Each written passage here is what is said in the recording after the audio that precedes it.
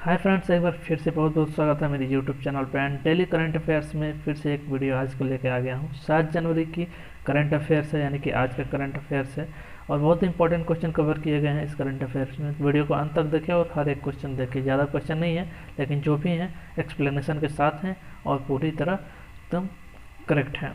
तो अगर चैनल पर नए हैं तो जल्दी से चैनल को सब्सक्राइब कर दीजिए ताकि मेरी हर वीडियो का नोटिफिकेशन अब तक एटलीस्ट पहुँच ही जाए। और अगर कोई डाउट हो, कोई भी क्वेश्चन हो तो कमेंट बॉक्स आपके लिए 24/7 ओपन है, तो कमेंट जरूर करिएगा। आइए वीडियो को शुरू करते हैं। फ्रेंड्स, 7 जनवरी के क्वेश्चन स्टार्ट करते हैं। फर्स्ट क्वेश्चन देखिए क्या कह रहा है। भारत मौसम विज्ञान विभाग ने अपनी रिपोर्ट में 1901 के बाद 2020 को कौन सा सबसे अधिक गर्म वर्ष घोषित किया है। आपका ऑप्शन भी दे रहा है, पहला, तीसरा, पांचवा या फिर आठवां। तो सही उत्तर हो जाएगा आपका आठवां। इसके बारे में थोड़ा सा एक्सप्लेन जान लेते हैं। देखिए कह रहा है, भारत मौसम विभाग ने अपनी रिपोर्ट में 1901 के बाद 2020 को आठवां सबसे अधिक गर्म वर्ष घोषित किया है, लेकिन वर्ष 2016 की सबसे अधिक गर्मी की तुलना में यह काफ़ी कम रहा है। रिपोर्ट के मुताबिक 1901 में देश भर की रिकॉर्ड रखने की शुरुआत हुई थी। अगला क्वेश्चन देखते हैं। नेक्स्ट क्वेश्चन क्या कह रहा है। भारत ने हाल ही में अंटार्कटिका महाद्वीप में कौन सा विज्ञान अभियान शुरू किया है। आपका ऑप्शन है 12वां विज्ञान अभियान, 20वां वैज्ञानिक अभियान, 40वां वैज्ञानिक अभियान या फिर 78वां वैज्ञानिक अभियान। तो 40वां वैज्ञानिक अभियान सही उत्तर हो जाएगा।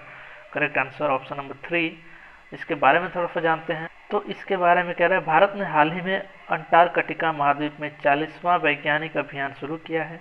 इस अभियान के दौरान दक्षिणी व्हाइट कॉन्टिनेंट या फिर श्वेत महाद्वीप के लिए देश के वैज्ञानिक प्रयास के 4 दशक भी पूरे हो चुके हैं, यानी कि 40 वर्ष। यह अभियान यात्रा 43 सदस्यों के साथ 5 जनवरी को गोवा से रवाना हुई थी। अगला क्वेश्चन देखते हैं। नेक्स्ट क्वेश्चन कह रहा है, इनमें से कौन सा देश वन्य जीवों के आवास संरक्षण के लिए APAP की सह अध्यक्षता करेगा। आपका ऑप्शन है जापान, भारत, ऑस्ट्रेलिया या फिर अफ्रीका। तो भारत सही उत्तर हो जाएगा, ऑप्शन नंबर 2। और इसके बारे में थोड़ा सा जानते हैं।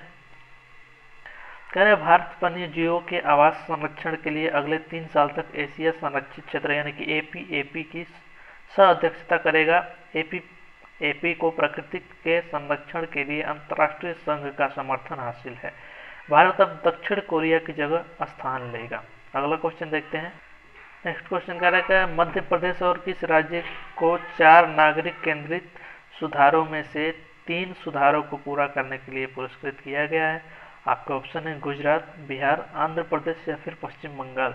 तो Andhra Pradesh is the correct answer, option number 3। And देखते हैं उसके बारे में। कह रहे हैं, मध्य प्रदेश और आंध्र प्रदेश राज्य को वित्त मंत्रालय के व्यय विभाग द्वारा निर्धारित 4 नागरिक केंद्रित सुधारों में से 3 सुधारों को पूरा करने के लिए पुरस्कृत किया गया है। इन दोनों राज्यों के one nation, one ration card reform ease of doing business reform और अर्बन लोकल वाडिरी फॉर्म पूरे कर लिए गए हैं। तो चलिए देखते हैं नेक्स्ट क्वेश्चन। नेक्स्ट क्वेश्चन क्या पूछ रहा है। केंद्रीय मंत्रिमंडल ने भारत और किस देश के बीच हुए सहभागिता से जुड़े हुए एक समझौता ज्ञापन पर हस्ताक्षर की मंजूरी दे दी है। आपका ऑप्शन है ऑस्ट्रेलिया, अफ्रीका, जापान या फिर चीन। तो आपका Japan is the correct answer, option number 3। And इसके बारे में कुछ जानते हैं। तो कह रहा है कि केंद्रीय मंत्रिमंडल ने भारत और जापान के बीच हुए सहभागिता से जुड़े हुए एक समझौता पर ज्ञापन पर हस्ताक्षर की मंजूरी दे दी है। यह समझौता निर्दिष्ट कुशल कामगारों के संबंध में तय व्यवस्था के उचित परिचालन के लिए सहभागिता का मूलभूत ढांचा तैयार करने के संबंध में है। साथ ही संस्थागत तंत्र की स्थापना की जाएगी। अगला क्वेश्चन देखते हैं। नेक्स्ट क्वेश्चन कह रहा है, निम्न में से किस नदी में अमोनिया नाइट्रोजन पर रोक लगाने के लिए एक दल का गठन किया गया है। ऑप्शन है गंगा, यमुना, कावेरी या फिर ब्रह्मपुत्र। तो Yamuna is the correct answer. And इसके बारे में जानते हैं कि केंद्रीय प्रदूषण नियंत्रण बोर्ड यानी कि सीपीसीबी ने यमुना नदी में अमोनिया नाइट्रोजन पर रोक लगाने के लिए एक संयुक्त अध्ययन समूह और निगरानी दल का गठन किया है। साथ ही दिल्ली प्रदूषण नियंत्रण समिति